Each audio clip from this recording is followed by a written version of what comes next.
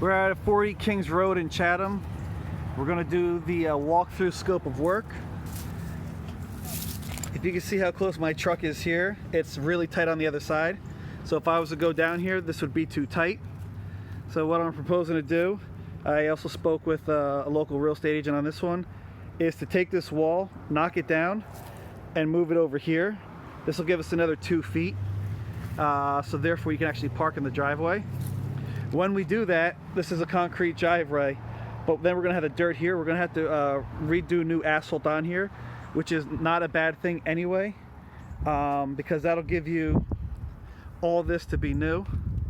Because this is going to be a $750,000, $800,000 house. You'll have a nice new paved driveway to come into the house with, and that's going to be very attractive.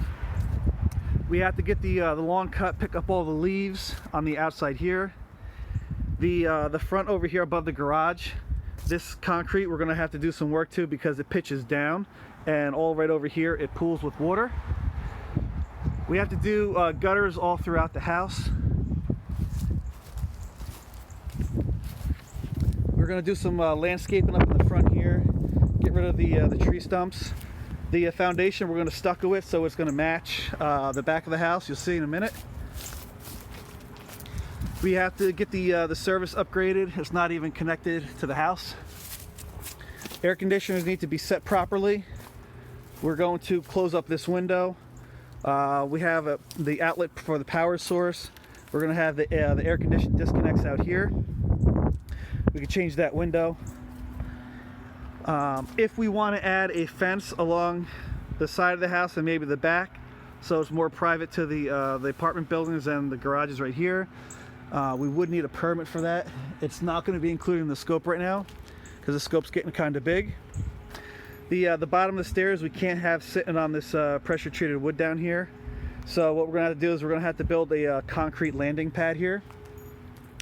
I spoke with one of the neighbors actually next door, and she was explaining that this whole addition here, the first time they built it, they failed inspection and it was uninhabitable. So they actually had to knock the whole entire thing down and redo it. We're going to do a little work on the decks. You can see we don't have any Tico brackets on these 6x6 posts. We're going to add the spindle railings on the other side, fix a couple loose ones right here. We need to fill in this area right here with dirt, and we need to compact it and pitch away from the property, because right now this is just going to pool full of water, and the same back over here. So we've got to get this graded. We are going to remove these steps over here. I wish I had a little extra siding because it would have been nice to continue that siding to go straight over, but it messes everything up even with the trim over there. You know, maybe we can actually, while we stucco to make it look smooth like this, maybe we can actually remove these 2 pieces of vinyl here, so it's one straightaway there, and we can fix all this stuff up on the side. On the window, we're going to have to fix and tuck away some of the siding over here. And this pipe right here was actually the drain for the sump pump. So we have to just make sure that gets diverted nicely. But underneath here we have the concrete. You see we had like the little the Belgian blocks. We have some missing here, or I don't know, maybe they're underneath here somewhere. But the bottom line is all this stuff is going to have to get really cleaned up nicely. It's overgrown. I'm thinking that because of the way this concrete is here, that this actually will go straight. So maybe this is just all overgrown. Bottom line is there's a ton of exterior work to do out here. This does not look attractive at all whatsoever. I understand like the circle stones here, but you'll see all the overgrowth. This needs to be all taken out, sprayed down, you know, some weed killer, and it needs to look cleaner than this, a lot cleaner.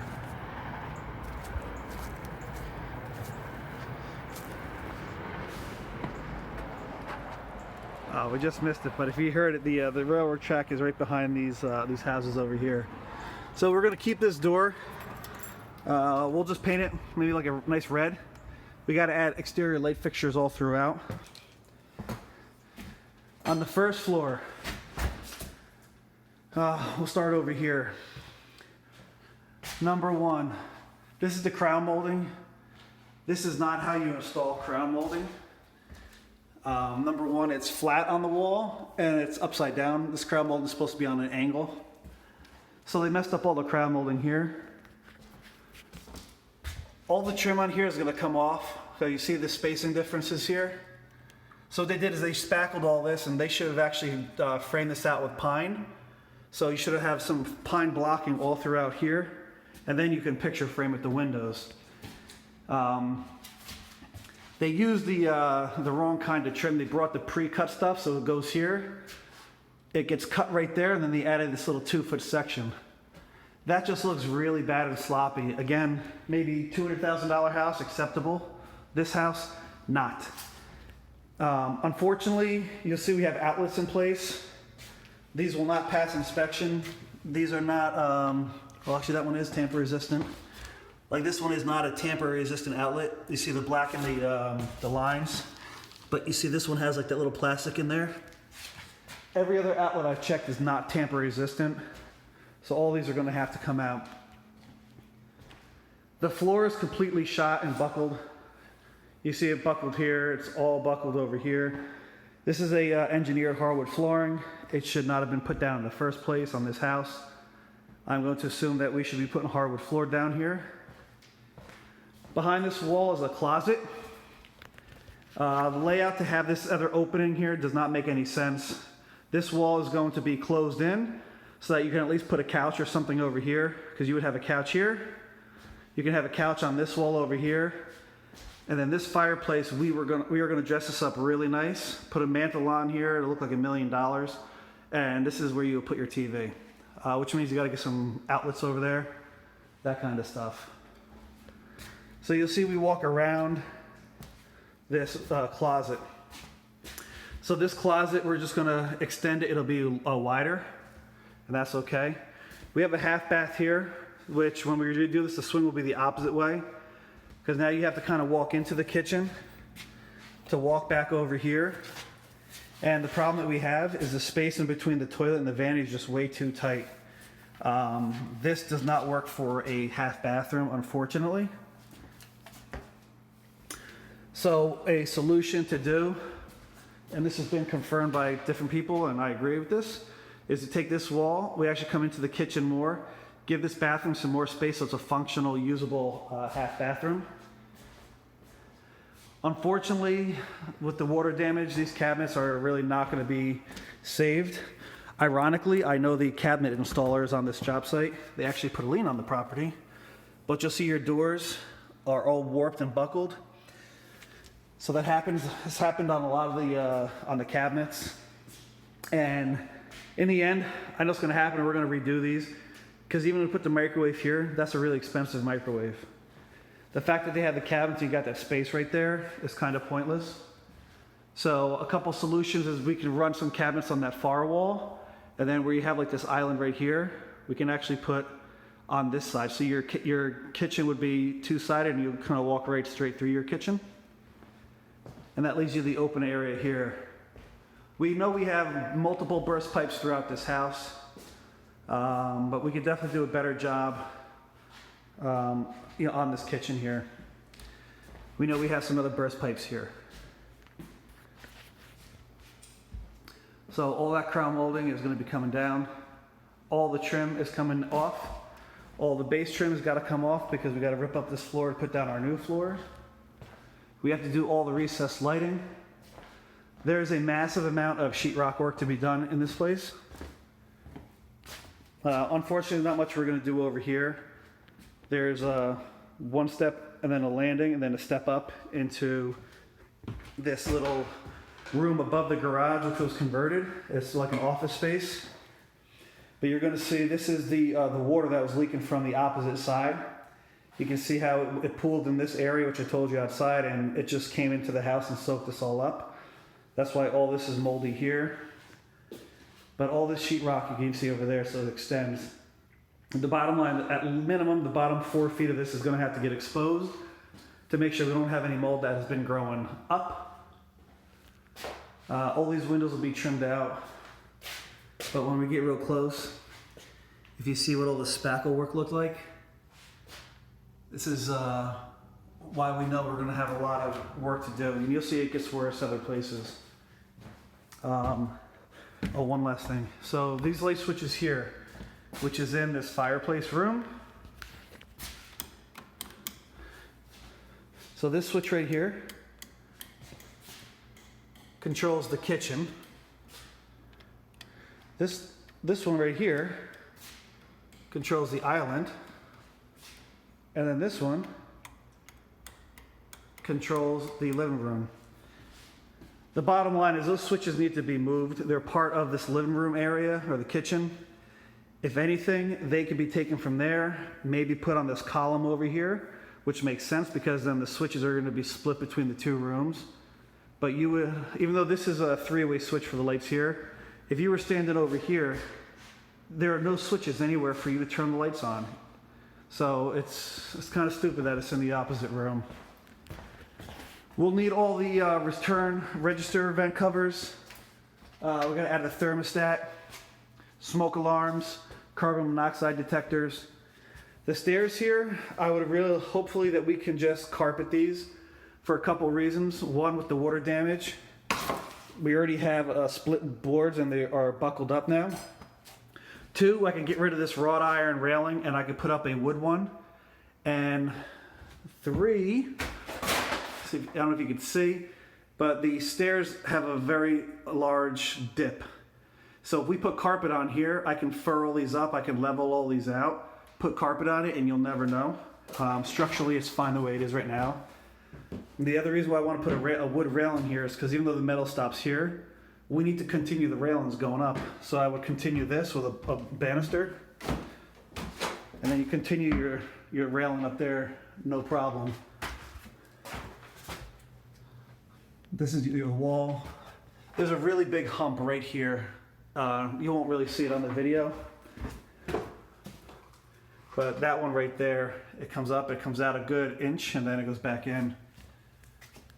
You see the ceiling, condition of the walls. So they have this all over. So they put this first coat on, which is a nice color, but it just allows you to really see all the mess ups on the wall. This bathroom, unfortunately, we're going to try just to save this vanity. Everything else in here is going to be gutted. Number one, this is a really ugly tile to put on a house like this, especially when they put it next to this marble. All right. But they have this marble on the side splash, and then look at the space. So they have the trim piece here, and they put this tile over here.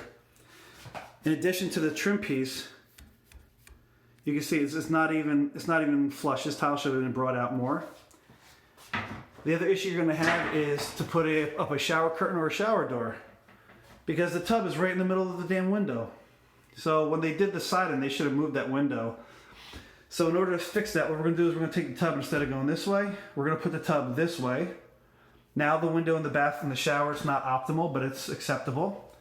The toilet will move over here next to the vanity. So it'll go vanity, toilet, tub. And that is absolutely fine for the bathroom. All these doors have been damaged by the swelling and the moisture. So all the doors are going to be coming out as well. We will not be putting back the 6-panel doors. We're going to put the 2-panel doors, and the top has a little bit of a Roman arch on it.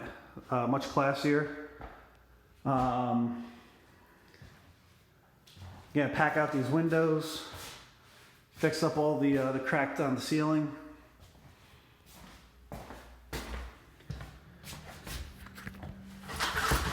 So this is the laundry room. They have the washer dryer connection there in the outlet. So they basically had it set up if the units were going to go this way, which doesn't make sense because then you can't even walk in. This will have to have a top and a bottom front loader dryer in order to utilize this laundry room. We're going to have the HVAC inspections to really see what was going on.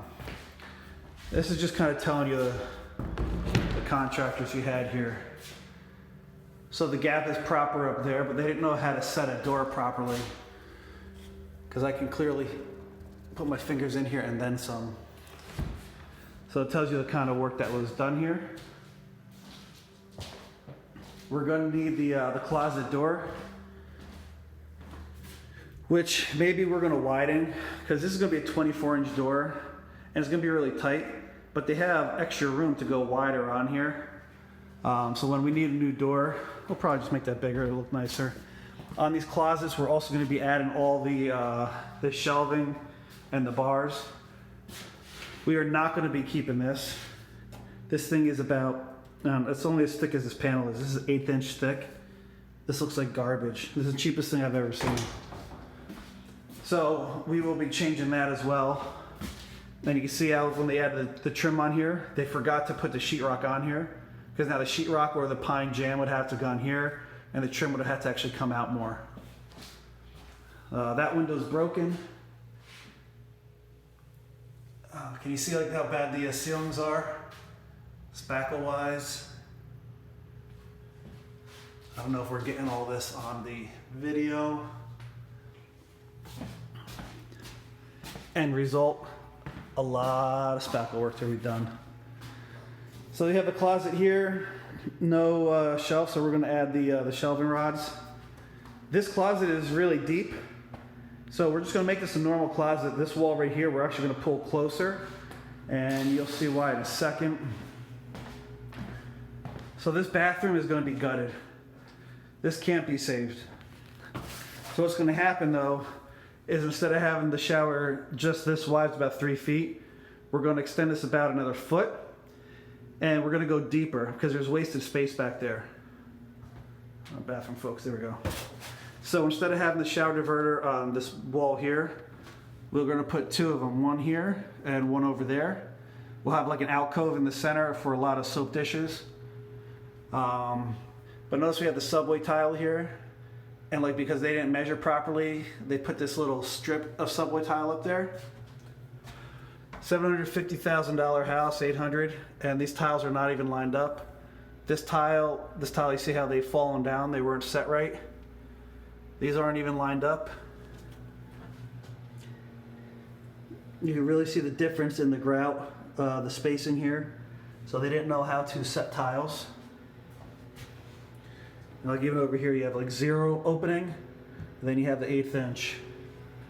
There's like, I could keep going on forever with the tiles. And actually, I'll show you one more. So even like the edge trim right here, they just butted these up and they didn't know how to finish this properly. So what we can do is, when we redo this section over here, since we're going to go back a little further, this wall can actually also get pushed back. So if we want, we could just move this toilet over just a little bit. And instead of having this stupid 36-inch vanity here, which is too small for this master, we're going to have a 5-foot vanity here. It's a little more expensive for that vanity, but in this size bathroom for this master on this house, it's absolutely necessary. This just has the nice ceilings, nice and open. They got the recessed lights. What would have been nice is to have right in the center, maybe like a hang-in ceiling fan or a chandelier or something. We're going to have inspections on everything. We got to make sure that the thermostat wire is connected properly. We have to make sure that all the electric is, done properly, and we have to troubleshoot it. This is not done by a professional. You can tell just by looking at it. So it's going to take a long time to troubleshoot this whole house. Just more of this spackle. All right, so we see exactly what we're kind of looking at. I mean, this is the wall. All right, $800,750. Incredible. Let me see if I get my flashlight. The only thing we still have here is the KitchenAid dishwasher, but in the grand scheme of things, what difference does it make at this point?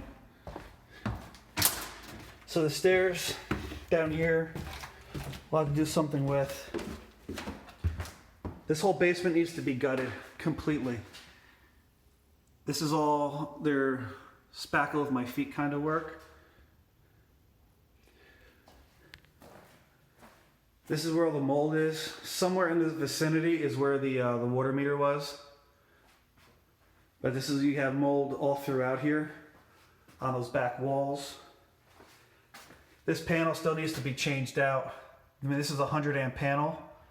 And again, this is not done by the electrician. Electricians would never leave a panel looking like this or all this wires like that. But to have this house and not have the a 200 amp panel, it's all moldy. So this kind of gives you an idea. So if we have this amount of much mold on here, even though we know we got to do the hot water heater, we got to think about the furnace. The furnace, we could already see we have some rusting going on over there. We have rusting up over there on the pipe. Stuff just wasn't sealed properly.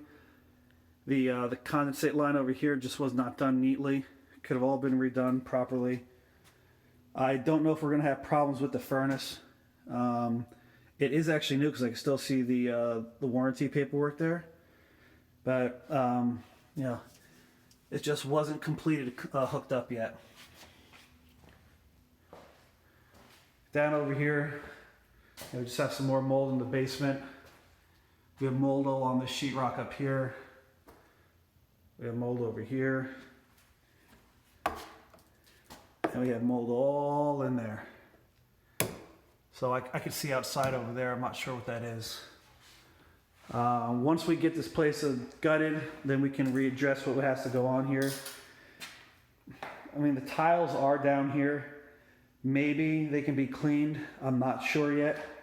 At a worst case scenario, you'd have to redo the grout. So we'll see what has to go on. We do have a drain in the garage. We do have a sump pump pit right here. But underneath this sheetrock here, you can see all the mold that has already been growing.